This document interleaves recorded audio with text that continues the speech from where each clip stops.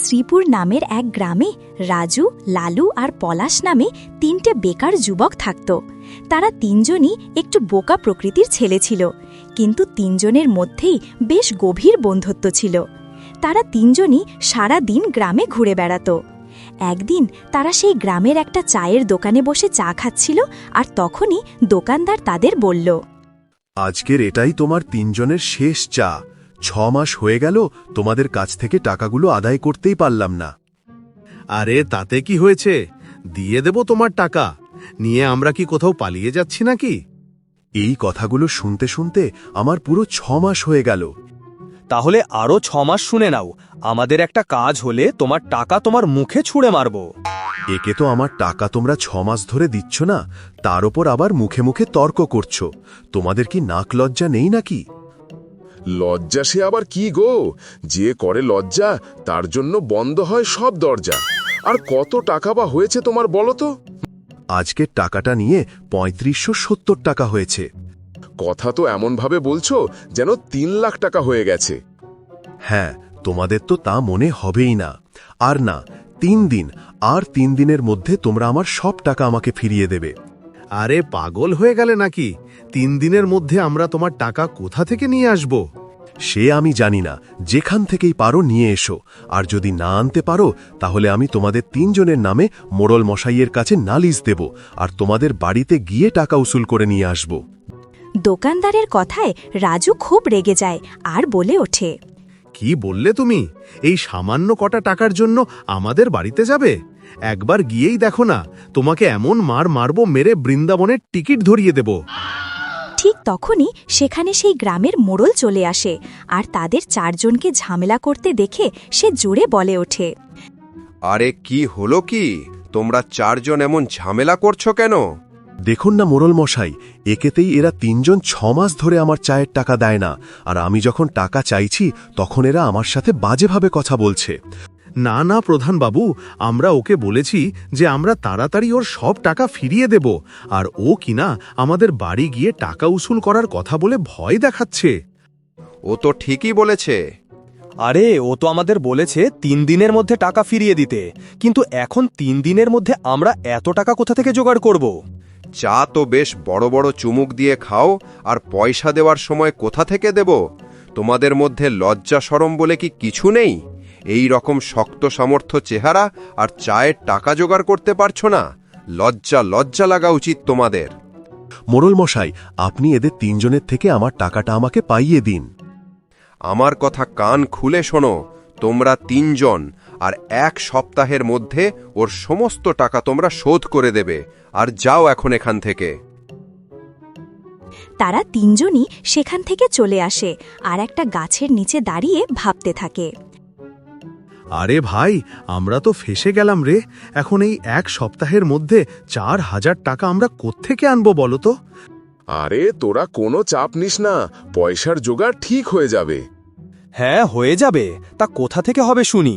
কোনো কাজই তো পারি না আমরা, পয়সা কোথা থেকে আসবে? তার উপর আবার মোড়ল মশাই আমাদের 7 দিনের সময় দিয়ে চলে গেলেন। এমন সময় ওখানে একজন ভিখারি এসে তাদের কাছে ভিক্ষা চায়। ওপরওয়ালার নামে কিছু দাও বাবা। আরে যাও বাবা, এখন যাও। ওপরওয়ালা নাম করে 1 টাকায় দিয়ে দাও না বাবা।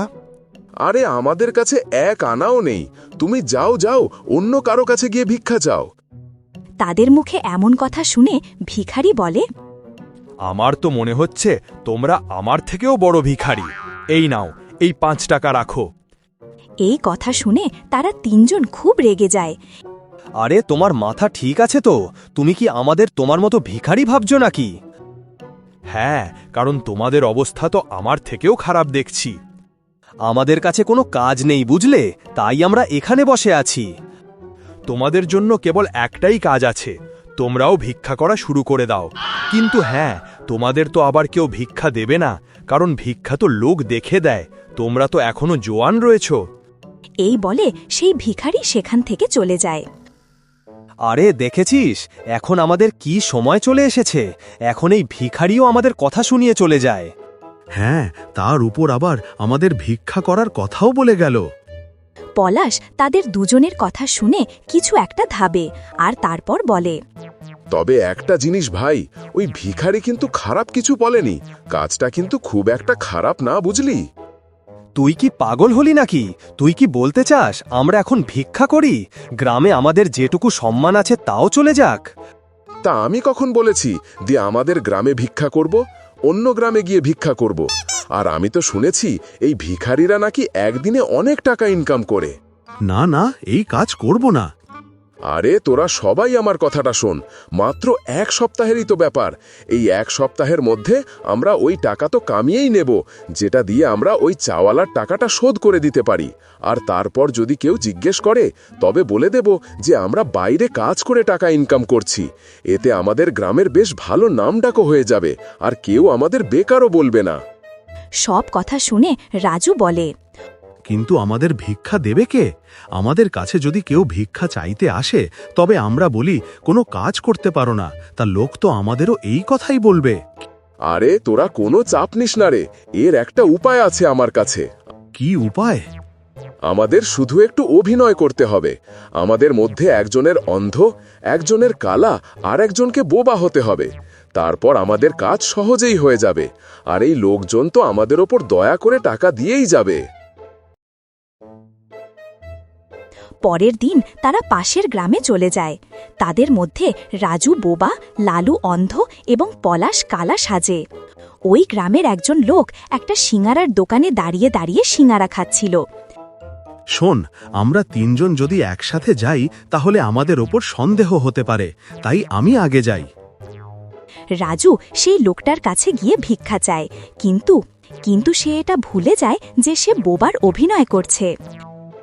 উপরওয়ালার নামে কিছু টাকা দিয়ে দিন বাবু, আমি জন্ম থেকে কথা বলতে পারি না। রাজুর এই কথা শুনে সেই লোকটি অবাক হয়ে যায়। আরে তুই যদি জন্মের থেকে কথা বলতে না পারিস তাহলে এখন কিভাবে বললি? এই শুনে রাজুর মনে পড়ে যায় যে সে বোবার অভিনয় করছে। তারপর সে বোবার অভিনয় করতে শুরু করে।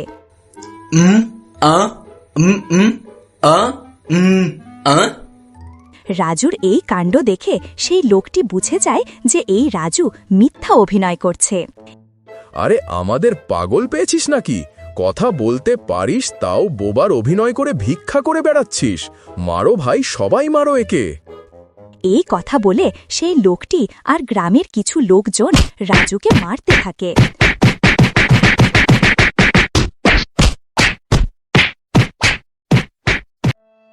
মার খেয়ে রাজু কষ্টসিষ্টে তার বন্ধুর কাছে এসে পৌঁছায়। ওরে ওরে বাবারে, ওই লোকগুলো আমাকে খুব মেরেছে ভাই, মেরে আমার কোমর ভেঙে দিয়েছে। ওরে বাবারে, উফ, ও মাগো। আরে পাগল, তোকে বোবার অভিনয় করতে হতো।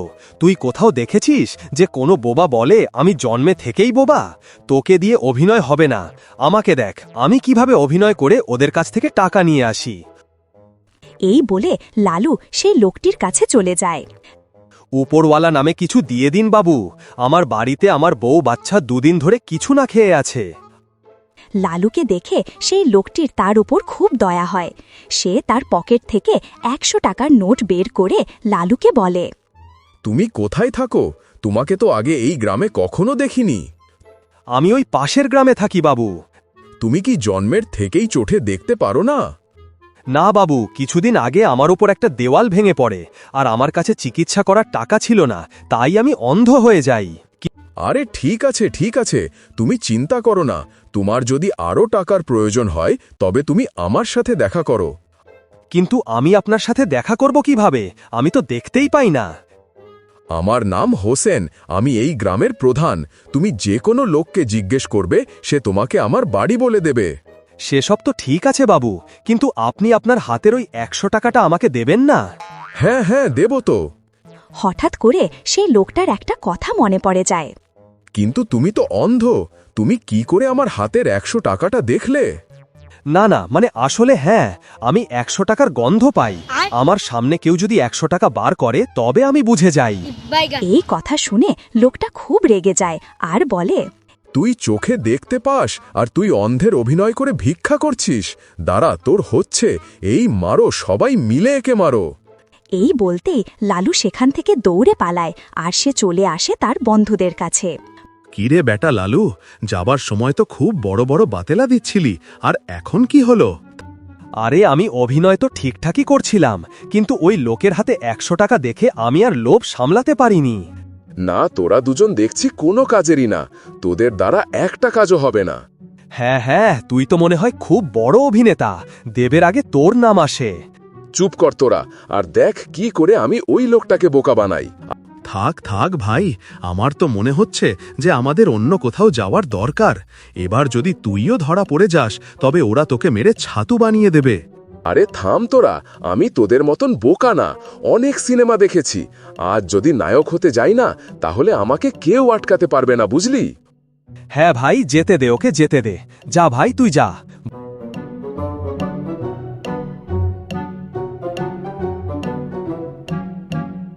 পলাশ কালার অভিনয় করে সেই লোকটির কাছে যায়। ওপরওয়ালার নামে কিছু দিন বাবু। এখনই দুটো লোক এখান থেকে মার খেয়ে গেল, আর আমি জানি না কেন আমার মনে হচ্ছে যে তুইও ওদের দলের লোক।